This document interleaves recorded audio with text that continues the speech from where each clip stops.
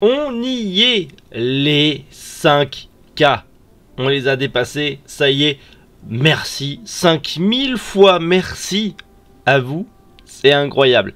Et justement, commençons cette journée avec une autre bonne nouvelle, je dirais même plus d'autres news ultra croustifondantes, puisque c'est le Manga Café News, votre émission préférée, du lundi au vendredi à 7 h du matin. Bien sûr, donc c'est parti, sans plus tarder, passons au sommaire du jour. Et on commence avec un nouvel isekai qui arrive chez Meian, un nouvel isekai aussi, mais cette fois-ci chez Manabook. Les brigades immunitaires vont avoir le droit à un nouveau spin-off. La fin de Shikimori n'est pas juste mignonne. Une nouvelle collection streetwear pour Tokyo Revenger. Le film d'animation Sing of Bite of Harmony en DVD et Blu-ray Collector. On a enfin une date pour la saison 2 de Eden Zero. Et on en parlait justement hier de l'adaptation animée de Pluto. Et bien cette fois-ci aujourd'hui, on a la bande-annonce. Et pour finir bien sûr, les sorties manga du jour. Oui, Manga Café News. Eh bien c'est maintenant.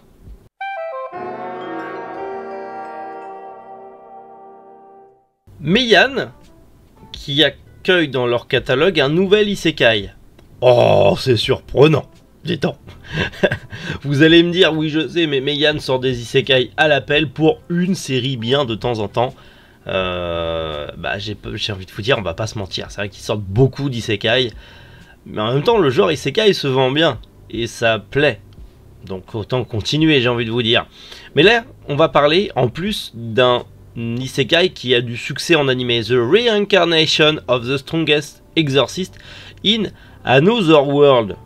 Je me réincarne en exorciste surpuissant dans un autre monde. C'est déjà en animé sur Crunchyroll, ça a son succès, je savais même pas que ça existait, mais bref. C'est prévu justement pour les deux premiers tomes, sont prévus le 12 avril chez Meian. Et en gros, on va y suivre un exorciste, un puissant exorciste, qui à sa mort va décider en fait de lancer un sort d'incarnation pour se réincarner. Sauf que il se réincarne, mais dans un autre monde, dans une famille noble de magiciens, mais lui n'a aucun pouvoir parce que les jets de dés étaient pipés peut-être. Et du coup, il se dit, c'est pas grave. À la base, dans mon ancienne vie, j'étais le plus puissant des exorcistes. Je vais devenir le plus puissant des exorcistes dans ce nouveau monde. Un isekai. Qu'est-ce que vous voulez que je vous dise? C'est un isekai qui arrive chez Meian au mois d'avril. On l'aura en boutique. Est-ce que ça vaut le coup ou pas? Je sais pas. Le speech m'intéresse pas des masses, mais autant vous kiffez l'animé et vous avez hâte de l'avoir en manga, et comme d'hab, on en discute en commentaire. Un nouvel isekai arrive chez Manabooks, mais celui-là a l'air beaucoup plus intéressant. Mon fils semble avoir été réincarné dans un autre monde. Oui, encore un titre à rallonge, mais au moins celui-là, il est dans la langue de Galabru, donc beaucoup plus simple à prononcer pour moi. Enfin à peu près. Parce que même français, je parle mal français, donc compliqué. Mais du coup, Manabooks accueille le 2 mars le premier tome sur 5, parce que c'est une série en 5 tomes, de ce nouvel isekai qui est prévu à 7,95 €.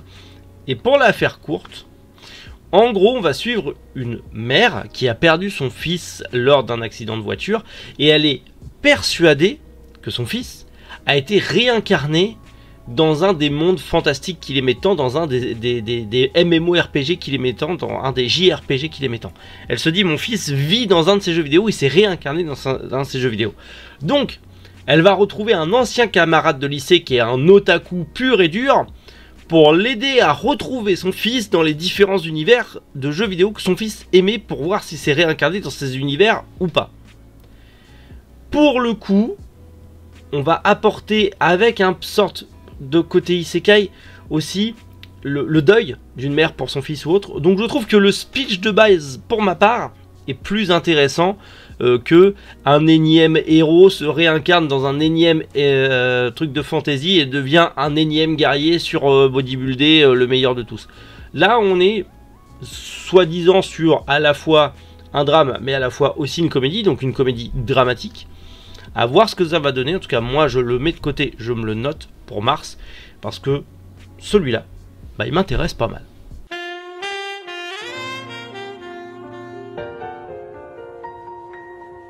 Un nouveau spin-off pour les brigades immunitaires. On avait eu les brigades immunitaires, puis les brigades immunitaires Black. C'est les seuls qui sont sortis en France de cette saga. Il y a eu un autre spin-off au Japon qui était sorti justement, qui en gros était centré sur le corps féminin avec tout ce que ça englobe, les menstruations, la grossesse, l'accouchement.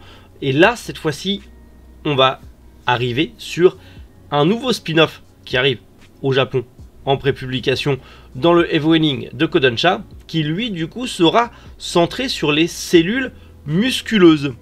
Donc en gros on va avoir les brigades immunitaires muscles ou musculeux. Musculeux. Donc j'ai pas réussi à le faire. Bah écoutez, j'ai entendu beaucoup de bien des brigades immunitaires. Apparemment c'est un très bon manga. L'anime est passable mais le manga est très intéressant. À voir ce que ça va donner, ce nouveau spin-off qui ma foi a l'air intéressant. Et puis j'ai envie de vous dire, c'est un truc que j'aime beaucoup, c'est justement apprendre en s'amusant, apprendre en lisant du manga. Parfait. Le manga Shikimori n'est pas juste mignonne et presque terminé. Et effectivement, on vient de l'apprendre au Japon, le tome 19 et 20 seront les 2 derniers tomes de la série qui comportera 20 tomes. On en a 8 actuellement en France chez Meian, il y a même un animé dispo sur Crunchyroll, mais dites-vous que voilà, si vous aimez la série, cette comédie romantique, cette comédie sentimentale, si vous la suivez et que vous êtes à jour sur les 8 tomes, bah dites-vous qu'il y en a encore un paquet qui va arriver puisque ça fera 20 tomes.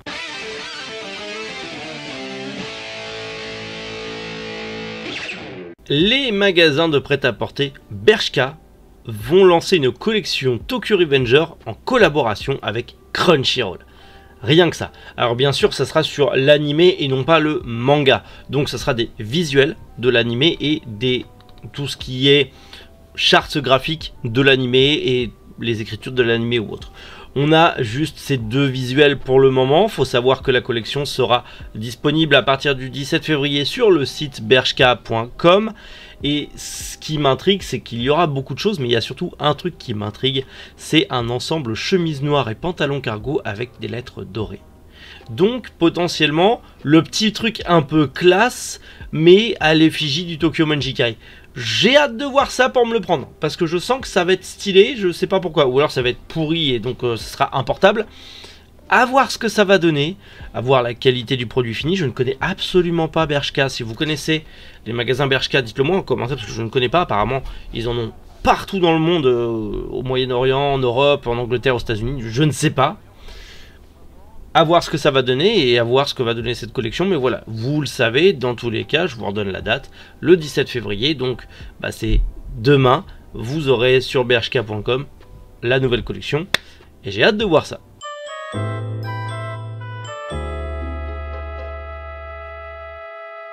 Le film d'animation Sing Our Bite of Harmony sera disponible en DVD, en Blu-ray et en Blu-ray Collector chez All The Anime à partir du 29 mars. Comme d'hab, 3 éditions VF, VOSTFR 5.1, attention ça ne rigole pas, sont prévues. Donc l'édition DVD simple à 19,99 €, l'édition Blu-ray simple à 24,99 € et la collector combo Blu-ray DVD à 39,99 €. Faut savoir que les 2 éditions simples auront 13 minutes de plus en bonus avec seulement voilà petits clips, les pubs japonaises, OST et compagnie, et l'édition collector aura un étui rigide ainsi qu'un livret de 36 pages bonus. Tout ça est disponible en précommande sur le site de l'éditeur pour moins 25% si vous le précommandez jusqu'au 14 mars. Tout simplement. Il faudra juste aller voir. Je vous ai mis en description si jamais. Mais écoutez, pourquoi pas? J'ai envie de vous dire, petit coffret collector, ça peut être sympa si vous avez aimé le film. On a enfin une date pour la seconde saison de Eden Zero. C'est prévu pour le 1er avril. C'est pas une blague. On aura la 2e saison de Eden Zero le 1er avril. On ne sait pas si ça arrivera sur Netflix ou s'il faudra attendre. Bien sûr, les teams de sub vont faire ce qu'il faut pour que ça arrive le premier sur les sites. J'ai pas besoin de vous faire un dessin, vous savez quoi faire. Mais en tout cas, on n'a pas de nouvelles de la part de Netflix. Normalement, ça arrivera sur Netflix puisque la saison 1 était dispo. à moins que Mickey arrive par là et Disney+, tac, simulcast sur Disney+, ils en seraient capables. Allez savoir, mais en tout cas, ça arrive le 1er avril, et c'est pas un poisson. On en parlait justement hier de Pluto, et on a la bande-annonce de Pluto. Alors, faut savoir qu'apparemment, ça n'existait pas encore en animé. C'est une adaptation, effectivement, de la part de Netflix. C'est une commande de la part de Netflix pour la création de l'animé Pluto. Donc, ça n'existait pas avant. Je ne savais pas. Vous voyez, je ne savais pas. Je ne peux pas tout savoir, voyez-vous. En tout cas, bon, il y a de la CGI, mais ça passe à voir ce que ça donne. Pluto, c'est un très très bon manga, c'est un très bon, justement, Naoki Urasawa, inspiré d'Astro Boy d'Osamu Tezuka, donc juste incroyable. On va voir ce que ça va donner. On va voir ce que ça va donner en animé, je ne sais pas, je suis assez curieux. En tout cas, Pluto, c'est disponible chez Kana, hein, si jamais vous voulez, c'est disponible chez Kana. Mais j'ai hâte de voir ça. Ça n'a pas l'air dégueu. Il y a un peu de CGI, mais ça passe. C'est bien fait, en tout cas. Je ne sais pas quoi penser. Je vous laisse aller regarder la bande-annonce en entier pour vous faire une idée. Et moi, bah, j'ai hâte que ça arrive en 2023 sur Netflix.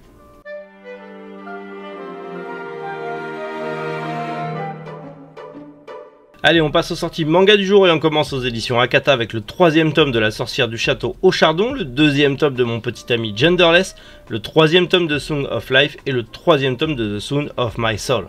On passe chez Kiyun avec le 27e tome de Golden Kamuy, le 4e tome de La Danse du Soleil et de la Lune et le 4e tome de Outsider. Chez Kotun sort le 2e tome de Let's Play et pour finir chez Komiku sort le 15e tome de King of Ant. Bon bah voilà, petite sortie manga, petite news plutôt pas dégueu, on va pas se mentir. Comme d'hab, vous me dites en commentaire ce que vous allez acheter, les news qui vous ont plu, bref, on partage la passion. Je vous dis pas à quel point ça fait plaisir de vous voir aussi nombreux en commentaire. Alors je sais que beaucoup vous regardez sans commenter, merci d'être sorti un peu de l'ombre pour vous montrer, mais n'hésitez pas. D'une part, oui, c'est vrai que c'est bon pour le référencement, mais d'une autre part, ça fait du bien de vous parler et de partager ça avec vous. Je sens beaucoup mieux l'implication, en fait. C'est parce que ça, on le voit, en fait. C'est pas juste un chiffre. Donc, n'hésitez pas, un petit com, ça fait toujours plaisir. Et bien sûr, on est arrivé au 5K, comme me disait mon ami Kaz sur Twitter, 5K maintenant, 10K à la fin de l'année. Si vous voulez qu'on atteigne les 10K, vous aussi à la fin de l'année, vous savez quoi faire. Du partage en masse, faites découvrir cette chaîne YouTube pour que les gens nous suivent s'ils aiment notre contenu, et tout simplement peut-être qu'on atteindra enfin les 10K à la fin de l'année, ce qui serait fou. J'y crois pas, mais ça serait fou. Allez, road to 10K. Bref, sinon, road to demain, bien sûr, 7h comme d'hab. Donc d'ici là, prenez soin de vous et surtout, passez une excellente journée. C'était Méric. Boujou, les internautes.